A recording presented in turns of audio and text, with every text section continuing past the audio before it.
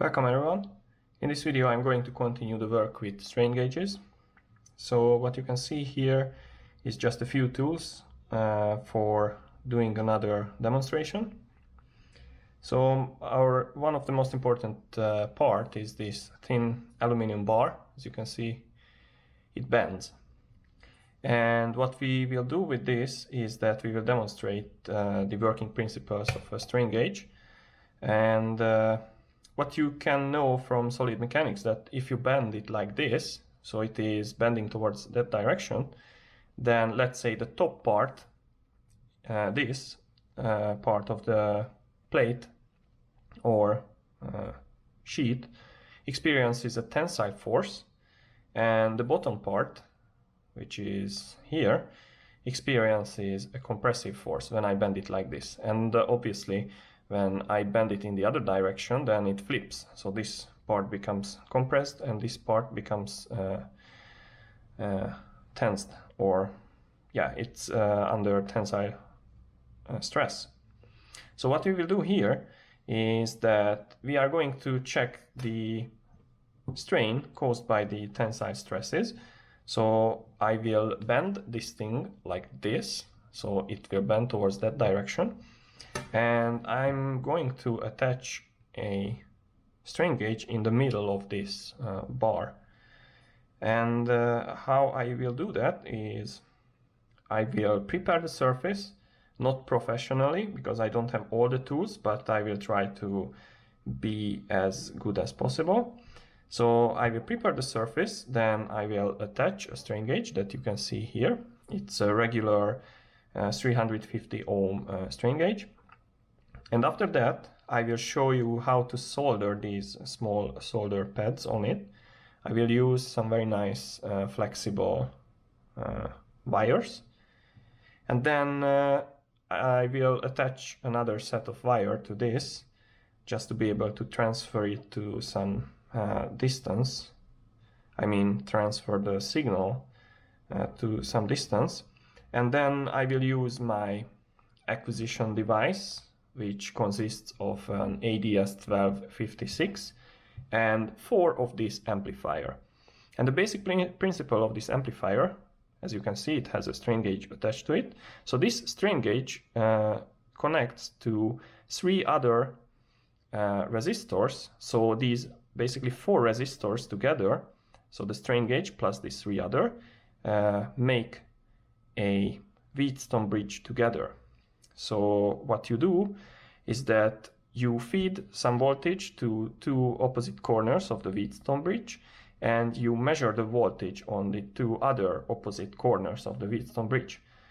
And by that, since the Wheatstone bridge is basically 2 voltage divider in front of each other, whenever you change the resistance of one of the members in the bridge, the output voltage will change. And then that's exactly what we do here. So we apply some strain on the strain gauge, and that strain will change the resistance of the stamp or strain gauge, and that will, let's say, throw out the circuit from the balance. So there will be a voltage change, because in the case when everything is equal, they are producing 0 voltage on the output. But then when we go out from the balance by applying strain on the strain gauge, we will induce or produce some sort of output voltage. And that output voltage is then amplified with this operational amplifier, and it can be measured on the output of this. And I think I talked about this potentiometer, and I was wrong about it, because initially I thought that this is used to balance the Wheatstone bridge, but this potentiometer is not part of the Wheatstone bridge itself. It's part of the operational amplifier, and what it does, that it pushes the 0 level of this operational amplifier to a random or arbitrary value. So basically what you can do is that you can define the default output voltage here by changing the resistance here. But that is done not by modifying the bridge circuit here. So this is an unbalanced circuit regarding the Wheatstone bridge, but you just change some parameters for the op amp, and therefore you change the output voltage. So I finally found some circuit drawings for this thing, and therefore I was able to understand how this particular circuit works. So we will use this for the demonstration. So I think we can start to try assembling this thing. So basically what we have to do when we are working with a strain gauge is that we have to have a very smooth surface. So to achieve that smooth surface, we have to make it flat and we have to clean it. So first we make it flat by having a very smooth sandpaper. This is 320 grit, and I will just make a small surface smooth here in the middle of this bar. So basically I will just use some circular motion, and that motion should make this surface flat.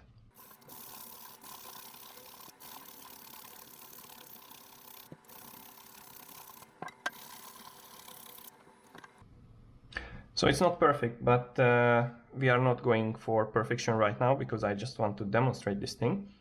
And what we have to do now is we have to clean the surface. And to clean the surface, the best would be to use some organic solvent, for example acetone, because that can remove everything from the surface in a very nice way. But I don't have it. So what I have this kind of cloth which has some kind of alcohol in it. So I will just try to get rid of all the dirt, and as you can see there is a lot of dirt, mainly aluminum powder. So I will try to get rid of that, and we will see. So now the surface of the metal is clean, but the surface of the strain gauge is not. So I just carefully, without deforming the strain gauge, I just wipe it with this thing. And then I hope for the best. So now this is prepared, this is dry.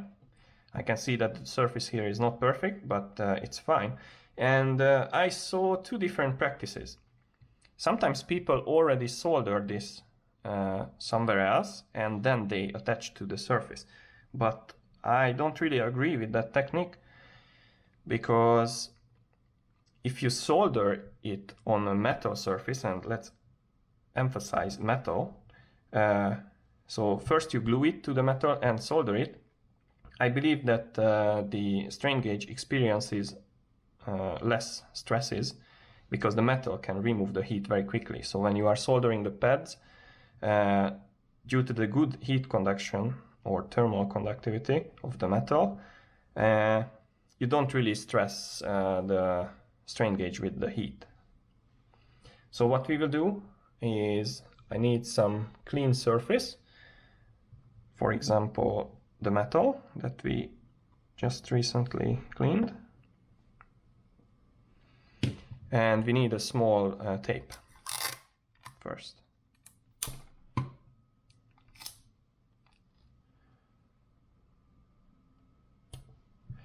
So we have the strain gauge at the spot where we roughly want to put it.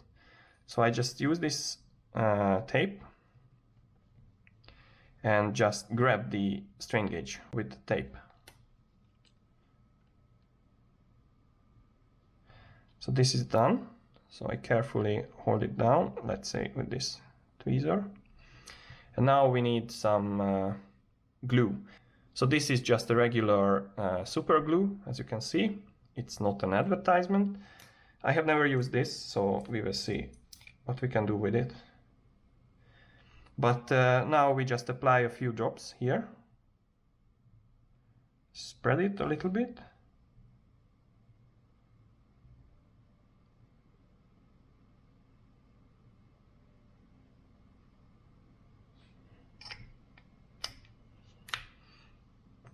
And we put this strain gauge back.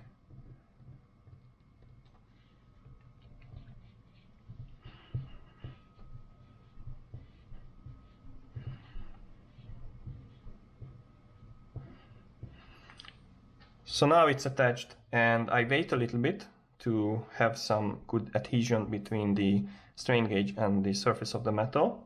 And after the adhesion or bonding between the metal surface and the strain gauge is fine, I can peel the tape back. And meanwhile, I can prepare something, because I want to show you the process of soldering from a bit closer perspective. So I would like to prepare another camera which can do better macro videos.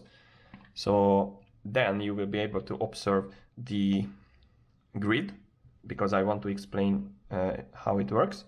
And you can also see how I solder everything. So everything should be visible very nicely.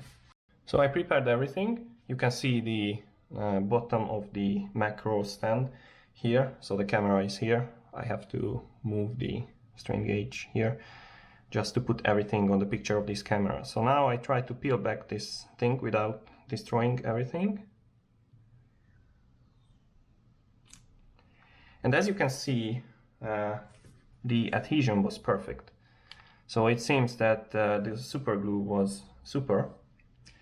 And now I will start to show you another image. And now you are looking at the surface of the strain gauge. So you can see that this is the residue of the glue, and you see the two tabs of the strain gauge, and then you can see the grid. And if you see, then the grid, or the wires in the grid, are parallel with the longer side of this strain gauge. And that's very important, because how this works is that the tension will be parallel with the longer edges, so with this and this edges.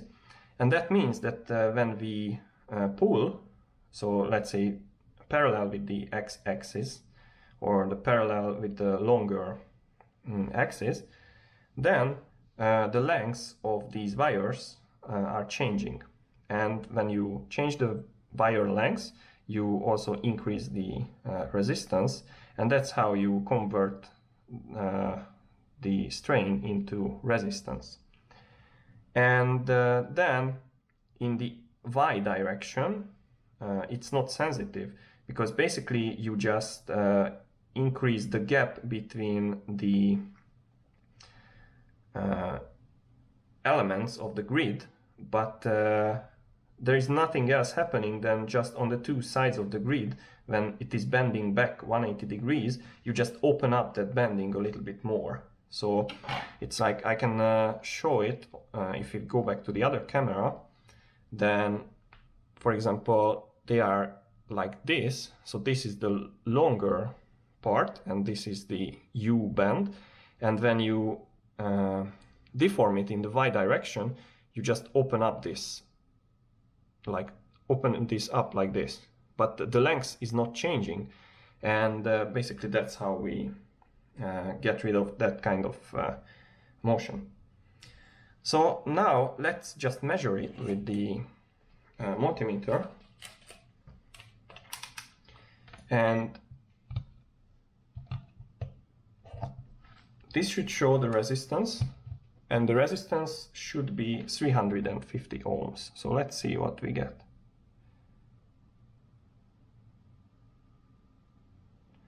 So 351 point something, 0.98, depends on the contact. So I try to push it more. And obviously now I'm deforming it because I'm touching the bar. But yeah, so 350 ohms, and that's what it should be. So we measured this.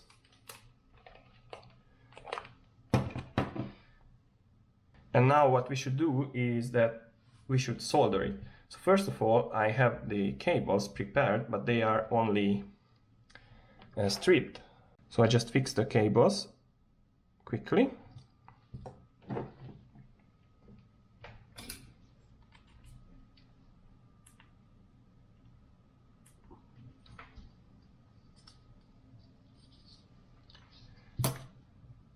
And now I'm not using the fume extractor because this is just a very short job.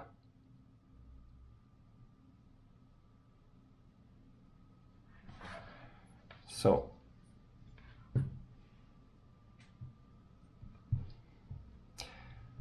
I'm just putting tin on one side because I will attach this to another wire, and then I will use the tin at that time.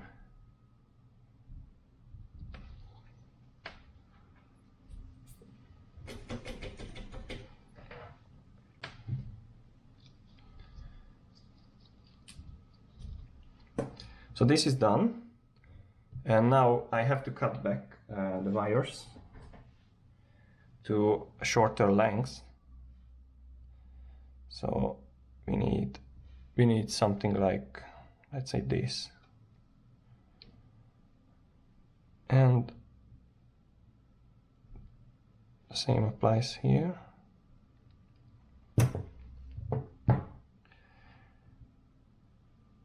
And I'm just using two colors by chance, so they don't have any meaning because this is not a polarized component. It's a resistor. So we come back to the solder. So I go back to the other camera and I just apply a small blob of solder on each tabs. So now you should see that everything is moving around.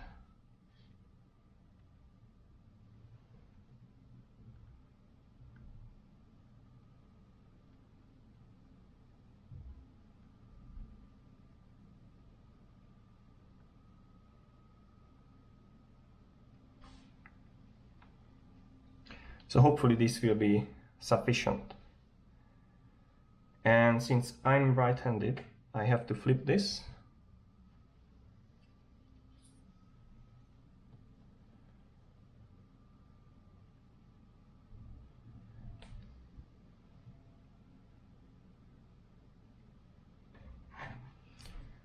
And now we come with the cables.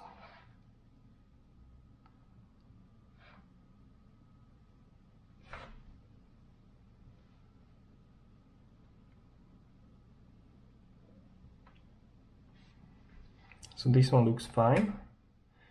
And then we come with the other cable.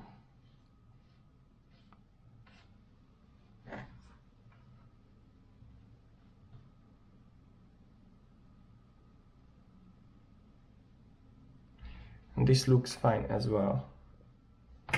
So just a stress test.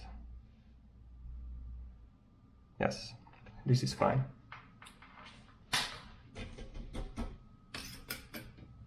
So now you can see that we soldered the two tabs. We haven't damaged anything here. And then now this is basically done. So we have a strain gauge glued on the surface of this bar, and we have the wires. So now we go back to the normal camera and continue the work with that. So we got rid of the camera, and we will use a piece of wood, a small stick. And why do we need that is, you will see it if I show it what I do. So let's put this stick here and then carefully push down the wire here, and then push down the wire on the other side just to make a small kink. And then, this is not the nicest thing ever, we will glue this down with a small piece of tape. And I will tell you why is that useful. So I put this back just as a holder. So this is down, this is fixed, and this is fixed as well. This is not the strongest tape, but for a temporary solution it's fine. So what we did here is, you can see those kinks. I tried to use something, you can see it now. So what I did here is, by those kinks, when we move this, we make the strain gauge independent from the wires, because otherwise if you put something on the wire and accidentally pull it, you will move the strain gauge as well, and that's not necessarily good. So we have that kink there, and maybe I will use a better material here for the tape, but this is what we have now. So this is a nice trick to apply. And now we have to solder again, and this is maybe a bit tricky or sensitive, but it's doable, just to have a longer cable where we can transfer the signal through the strain gauge to the amplifier. So now I need another set of wires, and then I will use that to transfer the signal. And that's actually a sensitive topic in terms of resistance, because if you want to go really precise, then you have to count, or you have to calculate with the resistance of the wires as well. So you have to consider it, because that's also an addition to the equation. But now this is just a very simplified demonstration. We will skip that, and I just try to find a few cables and attach it to the two cables here. But before I would do anything, I assembled this simple circuit. I just attached the multimeter to the strain gauge wires, and then you can see that it's 350.9. So now I try to carefully grab this bar and I try to bend it.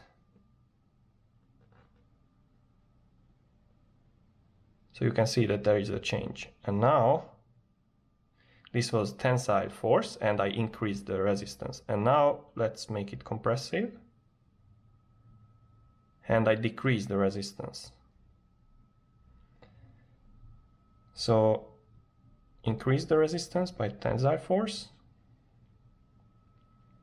and decrease the resistance by compressive force. So this works well.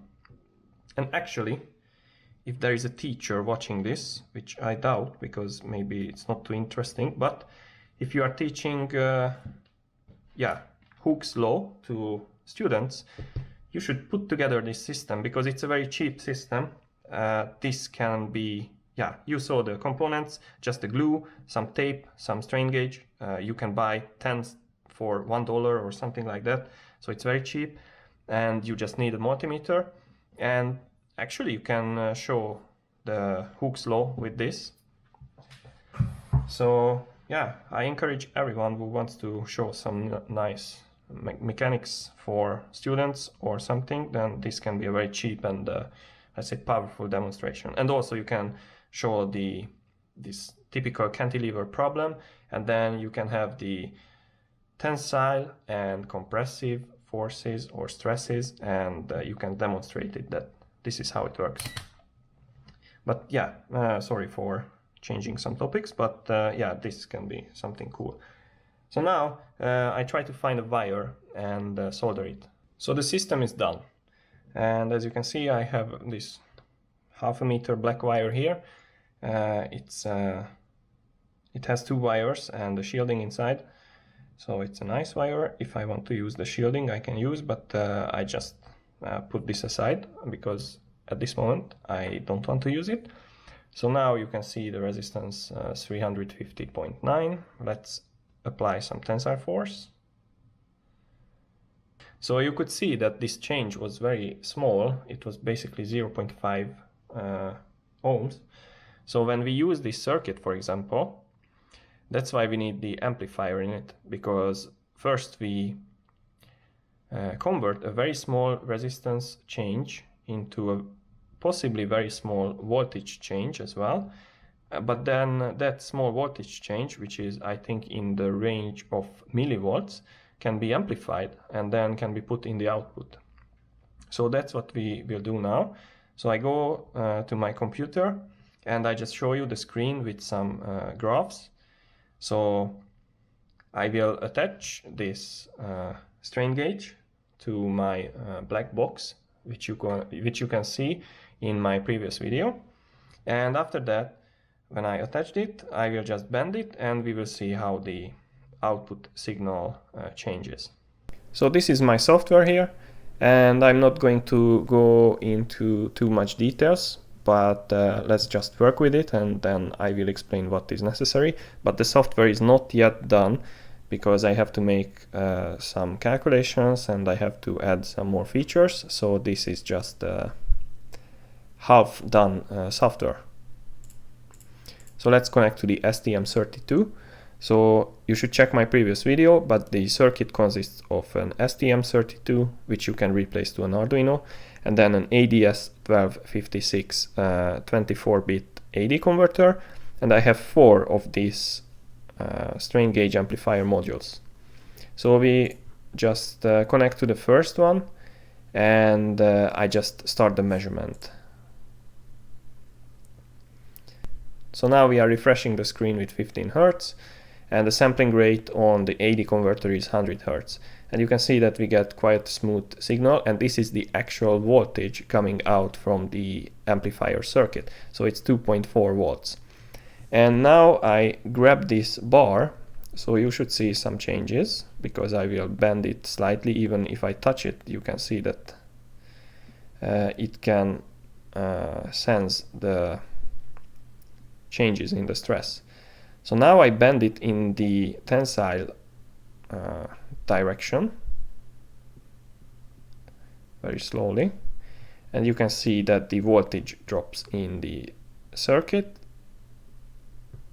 and therefore now I try to hold it in one place around 1 volt, and now I will release it very suddenly. So it goes. Of course, the acquisition speed is not quick enough, so it will not pick up every movement very quickly, but it works nicely. And now I'm going to compress this bar, so the voltage should go up.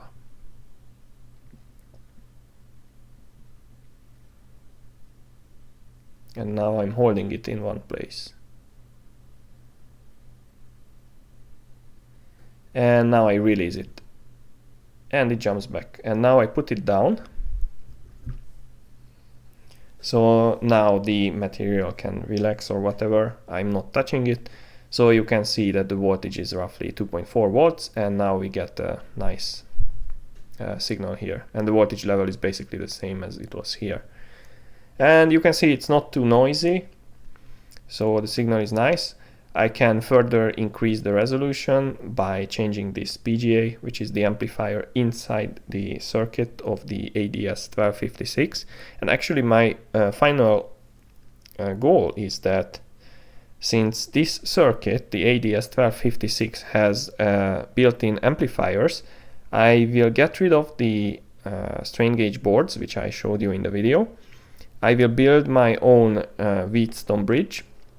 I will use an LM317 voltage regulator to provide a very precise input voltage for the Wheatstone bridge, and then I will change the PGA setting to fine-tune the amplification of the output voltage of the Wheatstone bridge, and we will see if that works well.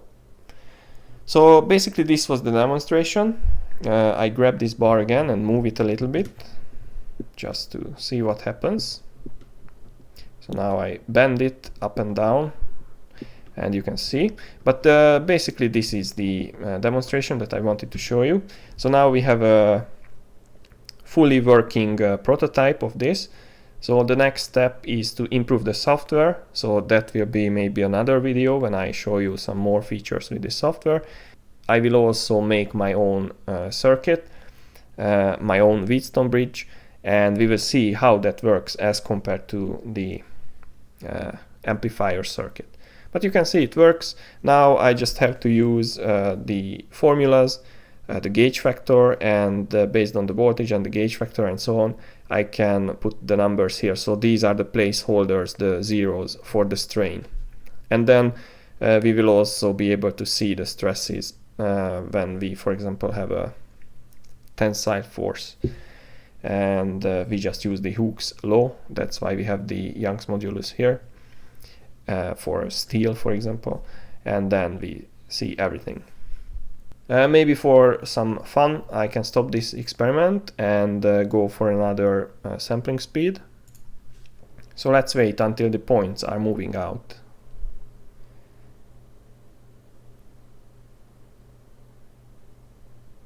So now it looks like as a continuous chart. So now the x-axis is not valid anymore, but at least we have a continuous chart. So now this is sort of a real time, as you can see. So now I bend it up and down, and you can see how the strain gauge acts and how it is measuring everything. So I think this is pretty cool, and you can see that the curve is relatively smooth, so we get the data very quickly and very nicely.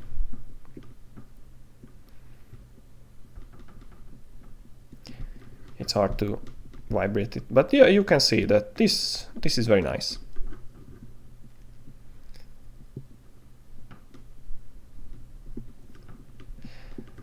Yeah, so I finished my demonstration here. You could see that this works pretty well, and we can get the data. Now only we have to convert the voltage into strain, and we are done. We can do real measurements. So in the coming videos, I will try to improve these parts, and we will see what we can do with this kind of simple tool. So if you like this video, please let me know. Please subscribe to my channel. Don't forget to visit my website, curiousscientist.tech, and see you in the next video.